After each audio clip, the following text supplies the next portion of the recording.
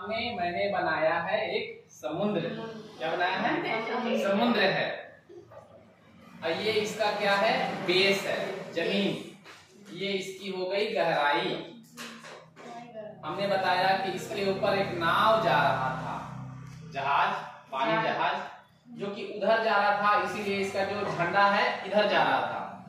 बात समझ रहे हैं? जब भी हम जिस डायरेक्शन में जाएंगे, झंडा उस अपोजिट डायरेक्शन में फहरता है ना, क्योंकि वो हवाओं के अपोजिट डायरेक्शन में जा रहा है। दो लोग इस पे बैठे थे, बैठे बैठे प्रेम भरी बातें कर रहे थे।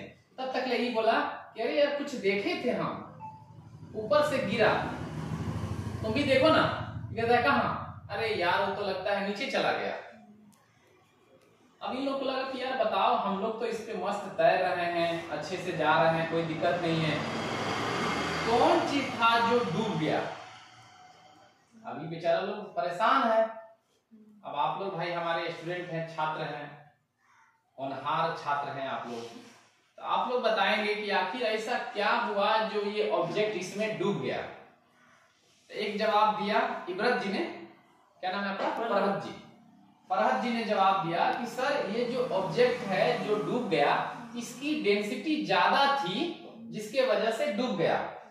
ये ऑब्जेक्ट की डेंसिटी इस वाटर के डेंसिटी से ज्यादा थी तो डूब गया।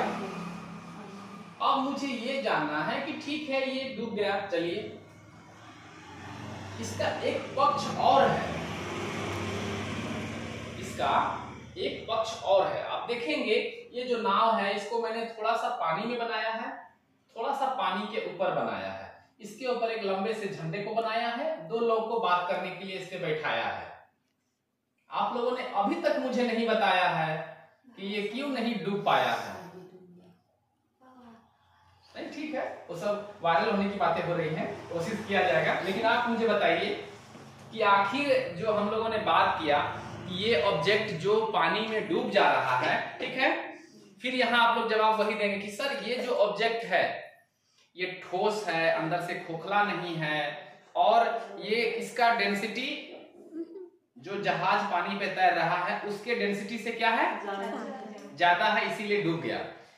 लेकिन क्या केवल डेंसिटी ही काम करता है जिसके बदौलत कोई चीज डूबता है, या कुछ और भी है? फोर्स लगता है। क्या लगता है? फोर्स लगता है, बल। अब बताइए मुझे किधर बल लगाना है? सर ऊपर से बल लगेगा गुरुत्वाकर्षण बल, और ऊपर से बल लगेगा नीचे की तरफ गुरुत्वाकर्षणल बल, जिसको बोलते हैं फोर्स ऑफ ग्रेविटी, और नीचे लगेगा ग्रेविटी। ओके, यहाँ से क्या लगेगा? उत्प्लायन बल। उत्प्लायन बल किसके द्वारा लगेगा? पानी के द्वारा। Very good. इसके नीचे से, चूंकि देखिए पानी है, बात समझ रहे हैं, ये जो समुद्र है, ये जो पानी है, ये अपने जगह पर है। कोई भी चीज अगर इसके अंदर आएगा तो ये क्या चाहेगा? अरे निकल बाहर, निकल बाहर, कहाँ तू घुस रहा मेरा घर में। बात समझ रहे हैं? तो इसको हम लोग बोलेंगे क्या बोल? उत्प्लायन बल। तुम भैया जैसे आए हो वैसे जाओ।